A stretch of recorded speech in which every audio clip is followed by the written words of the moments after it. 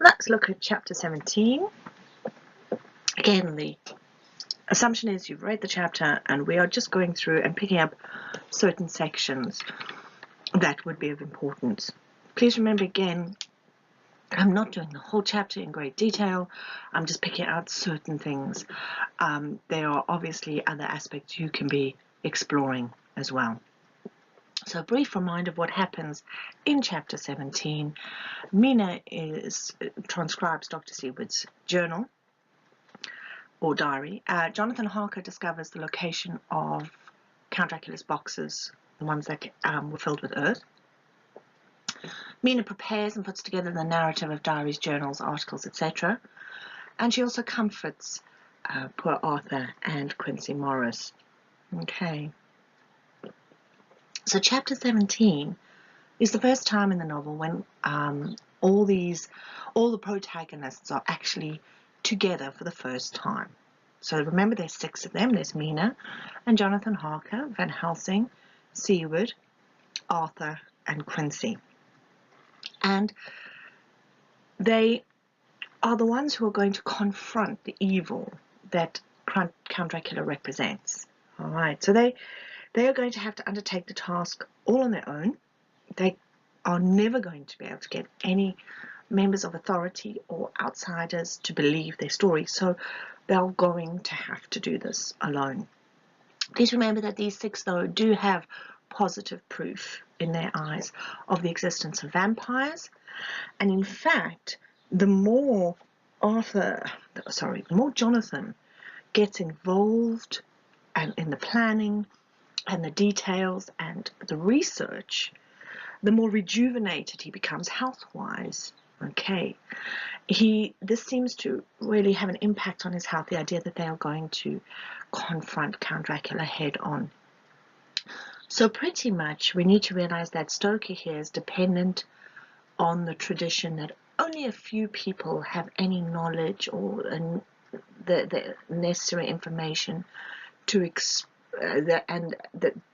order to fight the evil, and that this also exposes them to dangerous forces of the supernatural. So they have been isolated from the general populace, and they have to fight this force that could impact the whole world. They have to fight it on their own, and this is a standard device for the Gothic genre and the supernatural, and it builds tension and drama and excitement. Okay. Chapter 17 once more is Dr. Seward's diary, and he talks about how Van Helsing receives a telegram that says from Mina that says, "I'm coming up by train. Jonathan at Whitby. Important news." So immediately we know that we are going to hear about Mina. We're going to hear from Mina. Mina's going to meet Seward. We know that Jonathan is doing some additional research up in Whitby, and that whatever they found is quite important. So this is the third phase of the novel, and it begins with a gathering of the group that is obviously going to commit themselves to Dracula's destruction. So we have Mina's character being repositioned in the narrative. She represents, or is, the woman that needs to be defended by the men. So we've got this idea of the damsel in distress, and she is going to be defended and saved by the men, which implies again to us that her character is more worthy of being defended than Lucy was. So again, remember the whole idea that Lucy represents the frivolous and mundane, and people who don't take life seriously and are a bit silly, whereas Mina is the stalwart. She is patient, she's good, she's virtuous, she is maternal, she is the traditional Victorian woman. And as I said previously, this makes her not so much a rounded character as a bit flat and a bit of a stereotype, because she doesn't seem to be allowed to have flaws. Okay, she's got to be a completely virtuous woman. In fact, Van Helsing, as you can see describes to Seward that she is in fact a pearl among women. And again, I'll remember that this could, I suppose, be regarded as an insult, because remember, an oyster holds a pearl, and an oyster on the outside is a tough shell, not necessarily attractive, yet on the inside is amazing, beautiful, precious, and very worthy. Maybe maybe Mina is not that beautiful. Again, I leave that for you to decide. Okay, so Mina's arriving in London by train, and Seward is going to meet her, and he takes her along to the asylum. And we know that he meets her because, of course, he must meet her at the station. They talk about, he uses the word, when I return, you'll be the master of all the facts, and we can better enter on our inquisition. So Van Helsing uses the term Inquisition. Again, please remember, Van Helsing is a Catholic. And he is a religious man, as we've discovered in the most recent chapters we've looked at. Now, an Inquisition is an official examination. If you look up the word in the dictionary, that's what it says. But we also use it now in reference to the suppression of heresy and unorthodox belief in the Roman Catholic Church. And this certainly has come up from the idea of the Spanish Inquisition, where people were put on trial for anything that it was almost a sense of a witch trials, much like Salem, so anybody who regarded not believing in God were regarded as heretics, and if they did anything like believe in have a different faith, like Judaism, they were burned at the stake or treated abominably by the church. And obviously the name Spanish Inquisition tells us this took place in Spain. Okay, so Seward describes our Mina as a sweet-faced, dainty-looking girl. So again, she's not ever told us she's beautiful, in contrast to Lucy, who is described constantly as beautiful, voluptuous. Mina is sweet-faced, so it means she's got a kind face. She looks like she's going to be a nice person, and she's dainty. Sorry, that should be looking girl. So it means she's very small. Okay. And again, interestingly, she's traveling with a typewriter, and we get this when Seward says, I gathered her luggage, which included a typewriter, which was quite something, because as you can see, a typewriter in 1897 was quite a hefty machine, so that would have weighed quite a bit. So she's clearly very determined if she is traveling with her. So Seward says, in due time we arrived.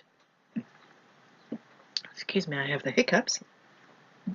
She knew, of course, that the place was a lunatic asylum, but I could see that she was unable to repress a shudder. Again, linking to the Gothic, linking to the supernatural, and the idea we need to be reminded that this is a lunatic asylum, because, of course, as all the bits fall into place, we need to be reminded of Renfield. We also need to be reminded of the significant role that madness plays in this text. Remember, it is a theme, and is madness a supernatural aspect, or is it a physical aspect that we can cope with it? Can it be cured?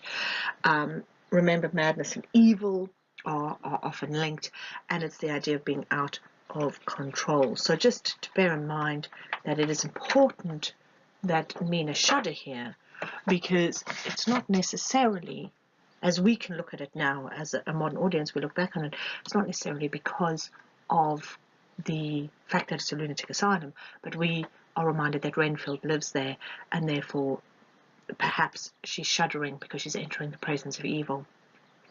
Victorian audience might have read this completely differently, and because the lack of understanding with regards to dealing with madness and what madness was could very well have put fear into people's minds, so that might have been the reason why she shudders. We then swap to Mina's journal. So now we've had Seward, now we go on to Mina, and she tells us it's the 29th of September. And this is important because all of this happens at the same time. So Seward's diary is the 29th of September. Her diary is the 29th of September. Jonathan's diary is the 29th of September. So as we read these sections, we read them each individually. But if you were to portray them, say, on screens, it would be like you were sitting in front of 4 different screens, and all of this action would be taking place at the same time. So Mina talks about seeing Seward's phonograph. I knew it once from the description to be a phonograph, and of course this is important because Seward explains this is how he keeps his diary, and Mina says she will actually transcribe his diary for her because of course he is unable to find specific places. It's unlike a book. You cannot just open it and go to a specific page. The phonograph, you have to listen to the whole thing all the way through.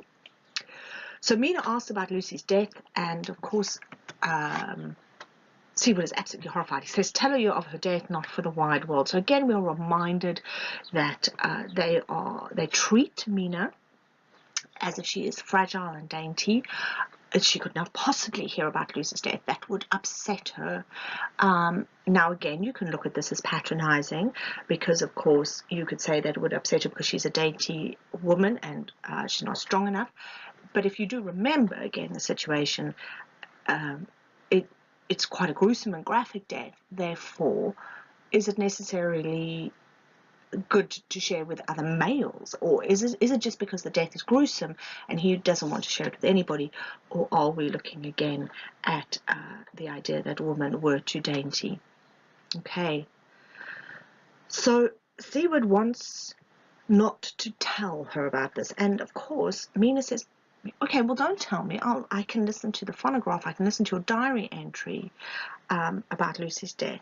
And he says, of course, well, I can't give you the phonograph because there's no way of selecting particular passages.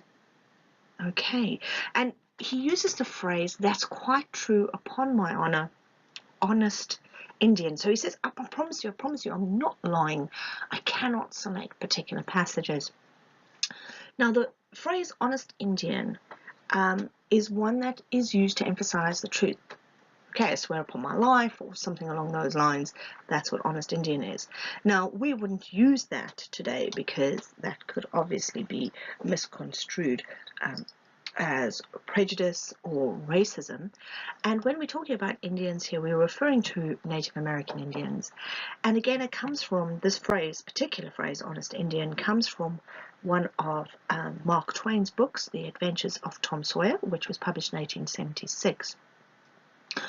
And again, it shows us a couple of things. Firstly, it shows us that perhaps Dr. Seward is really fashionable and up to date with reading, because of course he's read a very popular piece of fiction. Or it could show us that Quincy, who's also American, because remember Mark Twain was American, it could show us that Quincy has had a huge influence on Seward's language. Please remember that we do pick up people's linguistic fingerprints. We do copy and mimic people. Think about if you've got a very good friend and you spend quite a lot of time with them, you might start mirroring certain physical affectations that they have, or certain words that they have. I know I'm shocking, and I've got one friend with a particular accent, and when I hang out with them for a length of time, I find I start saying words in the same way they do. Okay. The third thing the phrase honest Indian can also show is that, of course, as we've spoken about in previous chapters, Stoker was good friends with Mark Twain, and this could be his ode to Mark Twain by shoving in a statement from his friend's book, again like a little bit of an in-joke. A completely irrelevant fact, and something that is quite interesting. The way Mark Twain got his name, because his name was not Mark Twain, was he was riding on the ferries that were going down the Mississippi River, and when they would get stuck on the banks or stuck on sandbanks within the river, somebody would shove a long pole into the water to check the depth of the water, and they would yell out, "Mark the 1st," to show where it got to the first mark on the stick. Mark the twain. Twain meaning two. And he really liked that, and he therefore adopted it as his nom de plume. And that's where Mark Twain got that. So in case you ever need that for a pub quiz, there you go. So Mina says to, as soon as he says, well, I can't really show you or let you listen to the phonograph because, of course, I can't find the right place. So she says, don't worry, I'll transcribe all of them. And, of course, he's reluctant at first. But she comes up with quite a clever plan, and she says to him, well, why don't we all read one another's diaries? You read mine and my husband's, and I'll read yours. And, of course, they do agree to do this. And the significance of this is now everybody is finally getting all the information other people have. So this chapter creates the motive for Mina to begin organizing all these papers, which form the basis of narrative. And it reminds us then of the epigraph at the beginning, and we begin to realize that perhaps this is Mina who's put it all together. So all their records need to be shared, obviously, in order for them to have this common understanding of the experience. And this is what is so significant. And this is the moment created by Stoker that allows for this.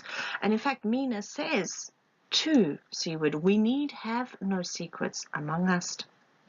Working together and with absolute trust, we can surely be stronger than if some of us were in the dark. And of course, the reader by this time is going, hallelujah. Because, of course, they've all been working without all the information, and we have seen the impact this has had. We have seen how this has placed characters at a disadvantage. Remember, though, as we read this phrase, the reader, we are reminded that we have been placed throughout this novel in the position of one of the intended readers of this history. So we know what it is like to be in holding on to or in ownership of all the facts and their pool of knowledge. So we have been very privileged, and we realize, of course, that this is an absolutely brilliant plan. So it's from this point, I think, in the novel, from this chapter onwards, that the writers of the story are no longer just the writers, they also become the readers of each other's words. So they all start catching up, and they're finally catching up with us, the reader, in their understanding of the plot. And Stoker has done this on purpose. And what is the effect of this device? Well, apart from the fact that it gives us a recap of some of the situations, it fills in the gaps or any holes or blanks or misunderstandings that we might have had. So by quickly pulling it all together, it's like a mini plenary in a lesson where you quickly check everybody's understanding. And by doing this, we are also allowed to catch up. And if there's anything we've missed, we too are given the opportunity. So we get Mina talking about when the terrible death, or a story of Lucy's death, she talks about, Mina says she's not fortunately she's not one for fainting, and she talks about how her brain was in a whirl and the multitude of horrors, and we are just reminded that she is perhaps a damsel in distress that might need saving. She also talks about how Jonathan is in Whitby, so we are reminded that he's gathering information, and Mina is preparing to get all the documentation sorted, and what she's doing is she's not only typing it up to prevent secrets between the friends, but she's also copying everything in triplicate. So the woman is certainly certainly passionate and dedicated, because as you can see, it's not from that original picture I just showed you of the typewriter. It is not like touch typing on a computer keyboard. You really had to push down each letter. So we then go back to Seward's diary. who he talks about the 30th of September, saying that Jonathan has arrived, and Mina Harker and Jonathan go upstairs so that they can commence with the knitting together of all the information. So this is a metaphor here where it talks about pulling together all the evidence from the recordings in the journals and putting it in chronological order. So remember, not only is knitting referring to a craft activity of creating something with some strings, putting all the strings together, but also bones are described as knitting together. So the idea of creating something solid, bringing all the strands together.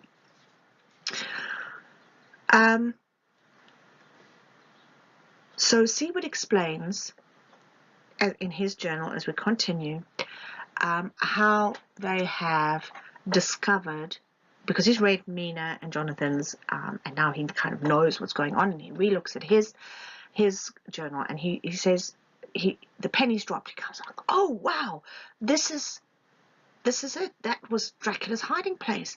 And he begins to piece together the significance of Renfield's behavior. He realizes why Renfield acted. When Renfield acted in a particular way, it was because Dracula was moving boxes of earth in. And he realizes when Renfield did this is what was happening. So he's able now to relate all of Dracula's movements with Renfield's actions. Okay, and it's interesting because he describes now, he says, at the moment he seemed as sane as anyone I ever saw. So right at this moment, Renfield seems completely sane. So he knows Dracula is not doing anything. All right, we know Dracula is not active. He's inactive at the moment. Jonathan, on the other hand, as we go on to his journal, is not inactive. He is moving forward very quickly. He is on the trail to find the boxes. So we go Jonathan Harker's journal, and we go back to the 29th of September. So all of this information is really just taking place in 2 days. So remember, on the 29th of September, Jonathan is in Whitby. Mina arrived with Seward, and on the 30th of September, Jonathan arrives at the asylum in Carfax. Okay, so it's at this point, of course, Harker re-enters the narrative, and he is vigorously pursuing information. Remember, this suits his character. He is a man of detail. He is a dogged determination. He likes picking through all the seemingly inane facts and pulling them together. And as we read his journal entry, we see that he is beginning to come back to the old Jonathan that we met before he arrived at Dracula's castle. There's hints of his sardonic or cynical humor, which were evident in the first journeys when he talks about how he uses bribes to find out what's happened to Dracula's boxes, and he's also reinvigorated and very enthusiastic in terms of helping out Mina with the organization of the papers. Okay. Talks again about on the 30th of September how he's getting the train to King's Cross, and at the beginning there's a chapter, the paragraph that starts 30th of September, the station master, and that paragraph ends with the phrase ex post facto, and I just want to say, which it's Latin for meaning having retrospective effect, or basically it means afterwards. So again, Jonathan now explains why he assumes that Dracula was tipping the workers, as in giving them bribes or money or additional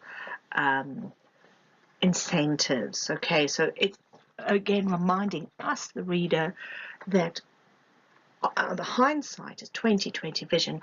When they have all the information and they read it all and they step back, they realize the interconnections and they realize the knitting together. So we are reminded of the workers in the garden and the fact that Renfield kept sneaking out.